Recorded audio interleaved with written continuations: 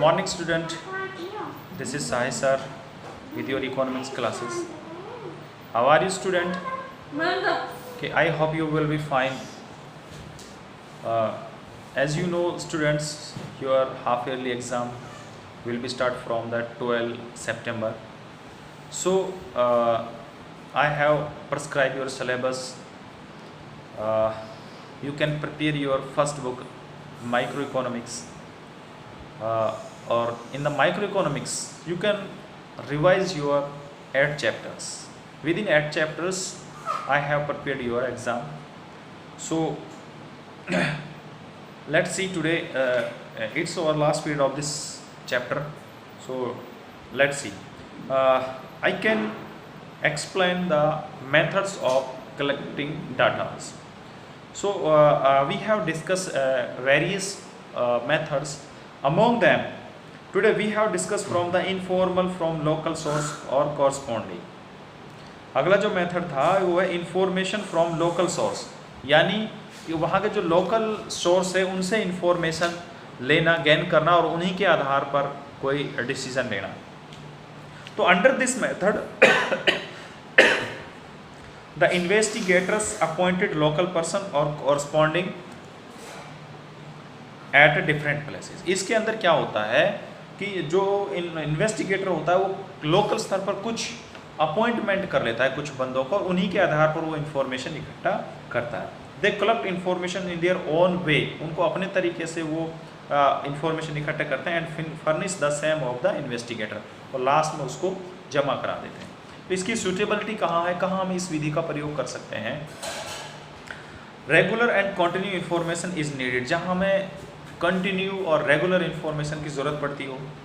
The area of investigation is large, जहाँ पर area बड़ा हो. A very high degree of accuracy information is not required, और जहाँ पर जो इन्फॉर्मेशन हो वो ज़्यादा, उसकी जो एक्यूरेंसी है वो ज़्यादा ज़रूरी ना हो, जस्ट एक फॉर्मल हो. तो अब ये तो इसकी सूटेबिलिटी थी. अब है इसकी मेरिट्स क्या हैं. तो मेरिट्स है इकोनॉमिकल है. ऑब्वियसली इकोनॉमिकल का मतलब होता है जहाँ पर हमारी लागत कम आती है, तो इस तरह की इन्फॉर्मेशन कलेक्ट करने में हमारी जो कॉस्ट है वो कम आती है. दूसरा वाइड कवरेज, और दूसरा फ़ायदा इसका ये होता है, इसका जो मेरिट है वो ये है कि इस तरह की मेथड से हम बहुत बड़े एरिया को कवर कर लेते हैं. तीसरा है कॉन्टिन्यूटी, इसमें लगातार चलते रहने वाली है. सूटेबल फॉर स्पेशल पर्पज़, और किसी निश्चित उद्देश्य के लिए अगर हम इसको कलेक्ट कर रहे हैं तो वो ज़्यादा सूटेबल रहेगी हमारे लिए. इसकी डिमेरिट क्या है, लॉस ऑफ ओरिजिनलिटी. सबसे बड़ी बात तो ये कि ये अपनी ओरिजिनलिटी को खो देती है, इसमें इतना विश्वास नहीं होता. लैक ऑफ यूनिफॉर्मिटी, यानी एक समरूप होने की इसकी इसमें कमी पाई जाती है. अलग अलग डिफरेंट सेक्टर होते हैं, कोई किस एंगल से उनको इकट्ठा कर रहा है कुछ, तो it's a depend on the way of different peoples. तो इसके अंदर जो यूनिफॉर्मिटी होती है वो नहीं होती है. तीसरा है पर्सनल बेसिस, कुछ लोगों के निजी स्वार्थ के ऊपर डिपेंड हो जाती है. फिर अगली जो मेथड है हमारा वो है बेटा information through questionnaires and schedules. दूसरा जो डाटा कलेक्ट करने का हमारा वो है कि हम क्वेश्चन यानी प्रश्नों के आधार पर इंफॉर्मेशन कलेक्ट करते हैं. तो इसके अंदर क्या होता है, एक्चुअल में इसके अंदर जो इकट्ठा इंफॉर्मेशन लेने वाला होता है वो क्या करता है कि वो कुछ पर्सन बना लेता है, कुछ क्वेश्चन बना लेता है, उसको टाइप कर लेता है, और उस टाइप करने के बाद वो इंफॉर्मेशन देने वाले बंदों को फॉरवर्ड कर देता है, दे देता है वहाँ पर, वो उनके जवाब लिखकर वापस सबमिट करा देते हैं. तो देखिए under this method the investigator prepare a questionnaire keeping in view the objective of the inquiry. जिस इंक्वायरी के लिए वो उन डाटा को कलेक्ट कर रहा है उसको ध्यान में रखते हुए क्वेश्चन बना लेता है. There are 2 ways of collecting information on the basis of questionnaire. कोई प्रश्नावली के आधार पर 2 तरीके होते हैं इकट्ठा करने की इन्फॉर्मेशन. तो पहला है मेलिंग मेथड एंड दूसरा इनोमरेटर्स मेथड. पहला मेलिंग मेथड का मतलब होता है कि इसके अंदर वो क्वेश्चन बना लिया और इनवलॉप में डालकर उन्होंने मेल कर दिया. अब वो जहाँ जहाँ इन्फॉर्मेशन लेने उनके पास चले जाएंगे, वो उनको ओपन करेंगे, उसमें जो क्वेश्चन लिखे हुए हैं, पर्सन लिखे हुए हैं, उनका वो जवाब देके और वापस उन इनवलॉप में डालकर वापस पोस्ट कर देंगे. एक तो ये है. अब इसकी सूटेबिलिटी कहाँ है, इसका हम कहाँ प्रयोग कर सकते हैं, जहाँ पर एरिया बहुत बड़ा हो. दूसरा जहाँ पर जो इन्फॉर्मेंट्स हैं वो इन्फॉर्मेंट्स आर एडुक्टेड, मतलब जहाँ पर वो जानकार ना हो, जो एजुकेटेड इन्फॉर्मेंट जो देने वाले हैं वो पढ़े लिखे इंसान हो, समझदार हो, यानी क्वेश्चनों को पढ़कर पर्पज़ को समझकर वो वापस दे दें। ऐसा ना हो कि किसी को पढ़ना ही नहीं आता हो, किसी को समझ नहीं आती कि एक्चुअल में इंफॉर्मेशन क्या होती है, डाटाज क्या होते हैं, तो वहाँ ये नहीं चलती है। तो जहाँ पर एजुकेटेड हों इन्फॉर्मेंट्स, तो वहाँ पर हम इस विधि का प्रयोग कर सकते हैं।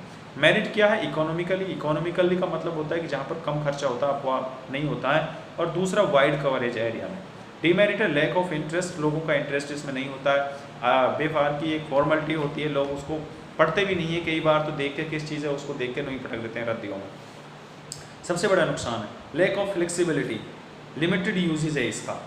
तो ये अब दूसरा था हमारा इन्यूमरेटर्स मेथड। इन्यूमरेटर्स मेथड क्या होता है? Under this method a questionnaire is prepared according to the purpose of inquiry. Question तैयार किए जाते हैं पर्पज के अनुसार।